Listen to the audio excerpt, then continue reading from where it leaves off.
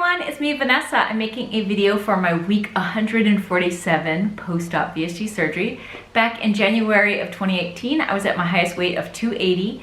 I had vertical sleeve gastrectomy on March 13th of 2017 at 235.2 pounds. And as of this morning, I am sitting right at 148.6 pounds, which is a loss of 1.8 for the week, a total loss since surgery of 86.6, and then a loss from my highest weight at 131.4 pounds. So this week went really well. I actually enjoyed a kind of a treat day on my birthday on the 2nd of January. And then I also enjoyed a treat day on Saturday. But I was back on plan on Sunday, and that's why I'm back down. My main goal is to continue to stay below 150 and focus on moving more towards 145, and so I'm doing really well with that. I did complete week 2 of 80-day obsession, did really well. I can tell that this one is definitely more challenging than any other programs that I've done, and this is my 3rd time doing this program, and it still feels fresh and new, like I've never done it before. So it is a great program. I do it once a year, and I really like how I just feel firmer under my skin. I feel like I'm legit building muscle, so it feels really good.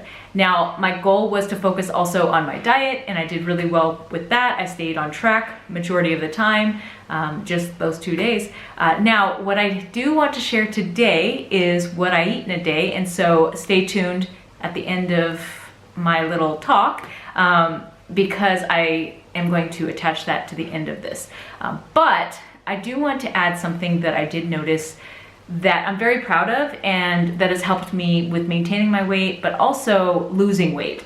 And that is just overall mentality of the way I look at food and the way I look at treat days. I remember the first time that I focused on designating a particular day as a treat day, or like a just an off plan, whatever I want to eat. I would go to any kind of supermarket or grocery store that I was going to, and I would, in the like mentality wise, I would go and I would buy a bunch of just junk food to eat all day. So I was eating around the clock. Like I was eating cheese, so I would buy like a big old pack of cheese. But then I didn't have just the cheese. I would buy crackers, and I'd buy bread, and I'd buy Hostess cakes, and I'd buy like all these different things. This was even before surgery. I'm talking about my mentality before. And then I would also focus on, you know, buying a fast food meal, but I would buy like the whole meal, and then a drink, and then a dessert. And I would just eat around the clock, just a bunch of junk food. And that's all I would eat. And then I would wonder why, you know, after a whole week of being restrictive and strict, how I would gain weight at the end of the weekend. And obviously it's because I was, you know, eating well throughout the week, but on those weekends I would just screw it up, and I would just go way overboard. And then after the surgery happened, I wasn't able to do these things because obviously I would get sick. And then my main focus was protein. So protein and fluids, and I didn't have time, or I didn't have room to eat a bunch of junk food. I had to eat things that, you know, would nutritionally feed me, and I focused on, you know, getting in all these things. And by the time that I was done with getting in the basics, I didn't have room in my stomach to think about eating things that were fun. And then the further out that I got through this journey with my weight loss surgery, I was able to eat a little bit more. You know, at first I started with that 1/2 cup when I was about a few weeks out. And then now I can eat, at almost 3 years out from my surgery, I can eat close to 2 cups for a meal. So I can eat more, and that opened up room to eat things that not necessarily are the healthiest, but things that I enjoy, right? And so I noticed at the beginning, about 6 months post-op from my surgery, I was on the weekends enjoying things, but I was restricted on the amount that I could enjoy. And so, but I still had that mentality. I still had that mentality of, let me go to the supermarket, let me get a bunch of junk food, because I want this, and I want that, and I want this, and I want that. And I would just buy a bunch of stuff, and then they ended up being in the back, in our storage room because I wanted them, but I couldn't physically eat them. And then so the further out, about a year out, I was able to eat a little bit more, and I was able to enjoy things, and I noticed that I slowly started losing control. So the weekends didn't turn into a balance of, let me eat a healthy lunch or dinner, let me just nix out the healthy food, and let me just binge. I'm really, that's my mentality. Like, I want to binge on the junk food. And so there were times where I found myself going back to that old me and just wanting to binge on a bunch of junk food. And I would buy a bunch of junk food and I'd go through it, but then I felt really sick and I felt like crap. And on the weekends, if you know me, I work out on the weekends. So when I would do those, eat junk food and that's it, I would get so nauseous and sick when I would work out, and then I'd feel like crap. So this video that I just recorded, last week with what I eat in a day, I recorded Friday, which was my on plan, like straight up, this is what I eat every single day of the week. This is my healthy eating.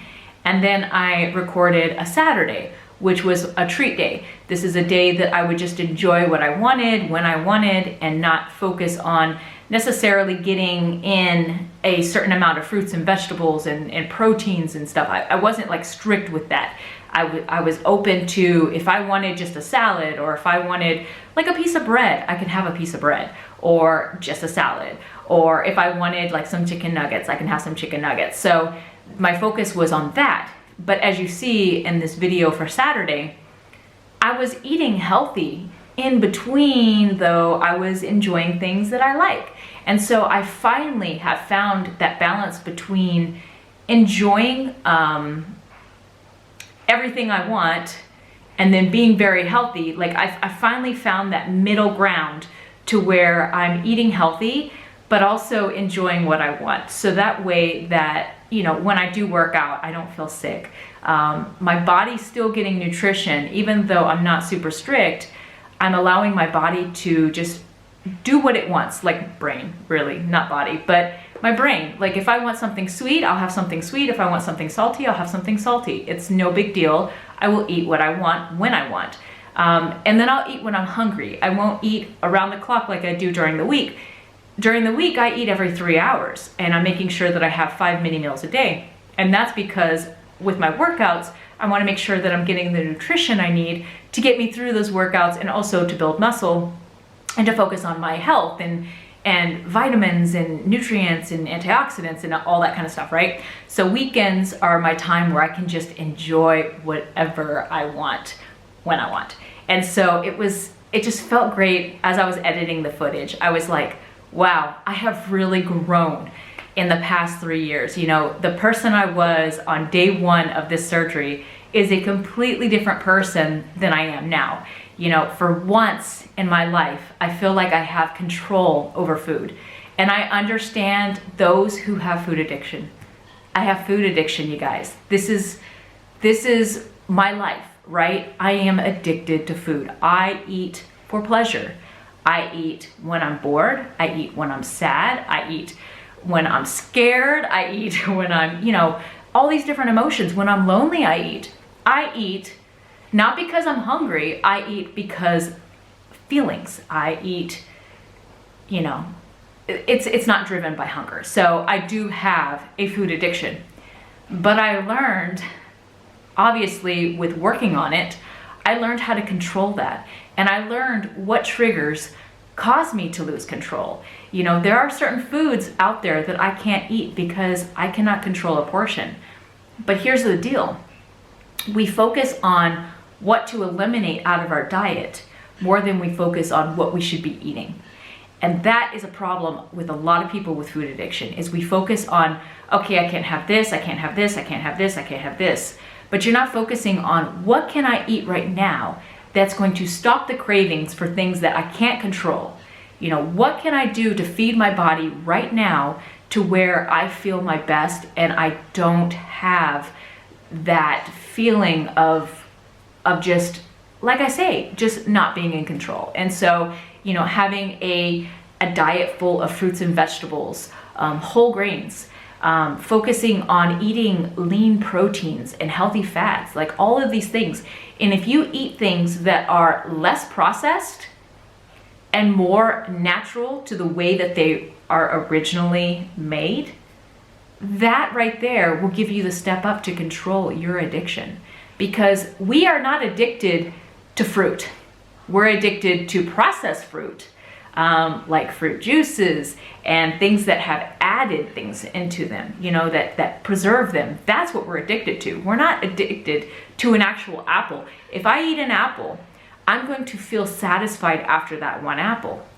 If I eat dried fruit, or if I eat anything that's been, fake fruit, I'll eat a bunch of it, right?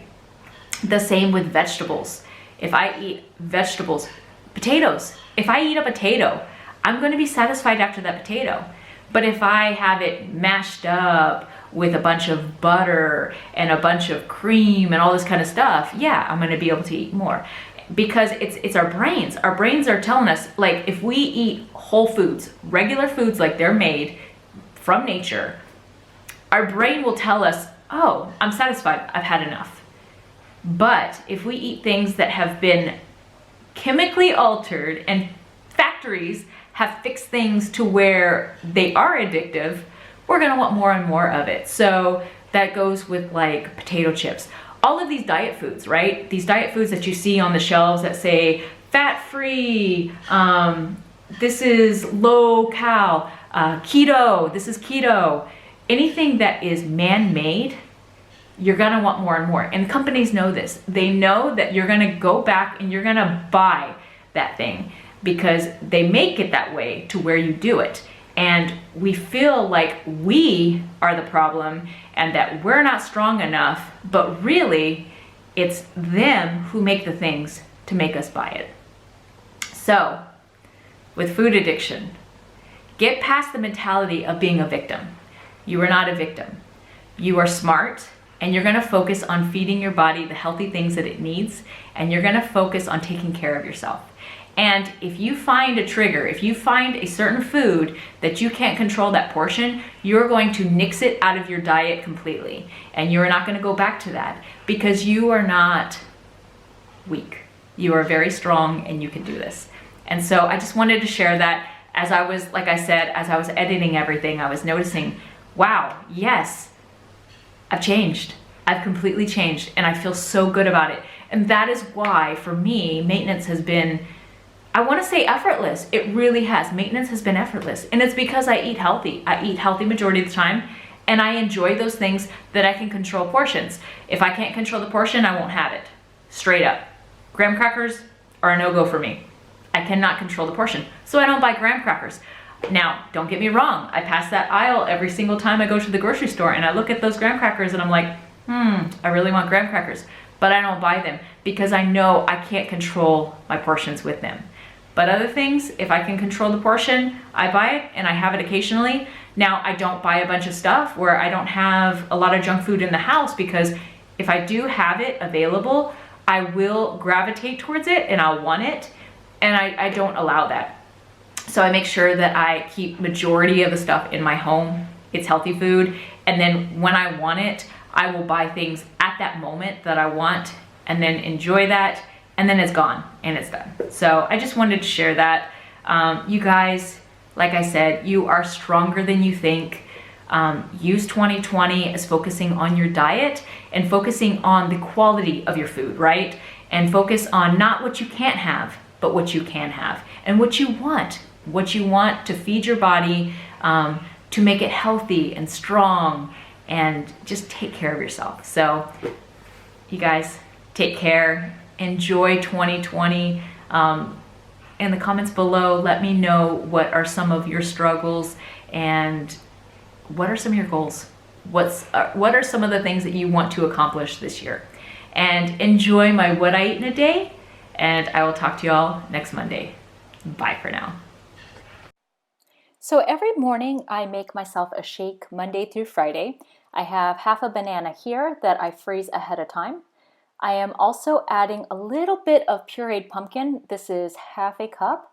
I find that I like this as my vegetable sometimes, but majority of the time I'll use kale in my shake. And kale, I'll use a cup. For any type of puree, it's half a cup. And then I'm adding a 1/4 cup of rolled oats, so that way I get in my carbohydrate. And then I'm adding in some fiber, which I'm using flaxseed here. So I'll do 1 tablespoon of flaxseed, and then I'm using 1 scoop of this ghost protein. I'm sad to say I can no longer get Shakeology here in Germany. They flagged us, so I can't get that. So now I'm having to resort to something different. And then I'm adding a cup of unsweetened vanilla almond milk to my shake. This I like for the creaminess, but also for the flavor. The vanilla it's like a hint of sweet. And then what I did was I added a little bit of pumpkin pie seasoning to add more of like a seasonal flavor to it. All right, and this is the finished product. Yes, I love pumpkin. But today and tomorrow I will be showing you what I eat in a day. Today is going to be a on-plan day. So you're gonna see a lot of healthy foods. You're gonna be seeing me eat every 3 hours. And I will balance in some fun foods, but majority of it's going to be healthy and on track and just very structured. All right, so it is 9 a.m. and I am having my AM snack. It is 3/4 cup of this yogurt that I have right here. This is a vegan yogurt made with soy, and so it's mixed with almonds. So I have that for my protein, and then I have 1 cup of blueberries that I added also. And then I do have a leftover that I didn't drink yesterday, an iced coffee. I use 1 cup of unsweetened vanilla almond milk to 1 cup of coffee. All right, I want to share what I'm having for lunch. It is around 1 p.m., so I'm an hour late, but I have right here my egg scramble. So I use 1 egg to 1/2 cup of spinach and 1/2 cup of mushrooms. And then I also add almost, I would say about 1/3 of pinto beans. Instead of doing another like egg, I use pinto beans as my protein. And then I also have right here a slice of Ezekiel toast with about 1/2 cup, a tablespoon of peanut butter on top. And then on top of my eggs, I've been using nutritional yeast, and I use about 1/3 teaspoon. But what I want to share mostly about today and tomorrow, if you notice, or if you've been watching my journey for a very long time, you know that I used to count calories. I used to be right on track with counting exactly how many calories I had each day. And then when I went through maintenance, I worked on learning to find out a way of eating that I could stick to for life and not be dependent on calories. And so for almost a year now, I haven't counted calories. And it's great because I don't get obsessed about certain things. So for this meal, I'm not obsessed with having to meet a certain requirement. I just know that the amounts that I need for my body to fill up my stomach and to make me satisfied for longer, that's what I need. And so that's why I use a lot of vegetables when I bulk my foods, and I use whole grains. So I'm using healthier carbohydrates and healthy proteins. So I'm having a good mix of food and whole food. I'm eating whole foods at that, not a lot of prepackaged processed stuff. So yeah, for about a year I haven't counted calories, and I don't plan to for the rest of my life. So I did try for a while. It was back in, I believe it's the beginning of last year, where I had gained a little bit, and I was like, I need to really focus on what I'm doing and learn. And then when I was counting calories, I kind of found out what changes I could have made, or could make, I should say. And so when I made those changes, I just learned from that and then went with that. And then what I do is I use my actual weight to tell me if I'm on track or not on track with my eating. So if I gain any, because I give myself like a 5-pound window, if I gain any over that 5 pounds, that's when I really focus on what I'm eating and how much I'm eating and how often. And then I go right back to, seeing what changes I need to make to get back down. And then when I get back down, I continue doing that same thing. So majority of my diet is healthy. It's something that, I focus on quality over quantity. And calories just are not helpful for me anymore because I know exactly what I should be eating each day for my body and focusing on, listening to my body and telling, is it telling me that I need to eat more or eat less? That's what I do.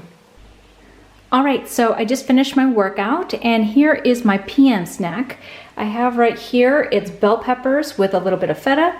I have my pears. I just cut them and put them in a cup. The bell peppers are also a cup, and then it's 1/4 cup of feta. And then I have one cookie. I'm using these right now. These are like a gingerbread. So I have one with my snack, but if I have like smaller cookies, I will usually do like 2 or 3 depending on the size. I have my tea that I have with a splash of unsweetened vanilla almond milk, and that is my snack. All right, I have dinner right here. This is the Gardein. It is stuffed turkey. This is actually vegan, so it's not real turkey, and this is delicious. I actually had this Christmas also. So I have that with a salad, half of a leftover biscuit that I had. But what's nice is I actually bought some beets right here that I added to my salad, and then I have a little bit of gravy to add to my fake turkey. And so that is dinner. Good morning, everyone. It is Saturday morning and I'm sitting at about 9:30 in the morning for breakfast. I have my 2 oatmeal packets of the instant lower sugar apple and cinnamon. I am heating up my water right there.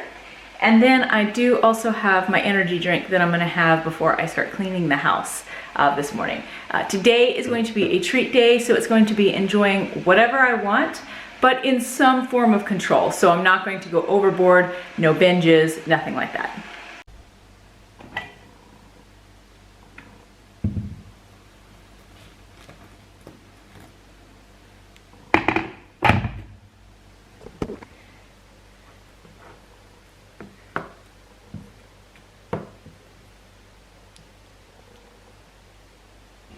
All right, I have my salad here. I have a little bit of cheddar cheese, the sharp cheddar. I have some turkey pepperoni, even though you really can't see it. And then I have lettuce, tomatoes, also a little bit of beets, and that's my salad. And then I have my biscuit on the side. But for dressing, what I did was I used 1 tablespoon of apple cider vinegar and then 1 tablespoon of this one. And that is my lunch. All right, so I'm gonna have this right here. This is a Lion bar. It is one of my favorite things over here overseas in Europe. So I'm gonna have this candy bar for a little snack.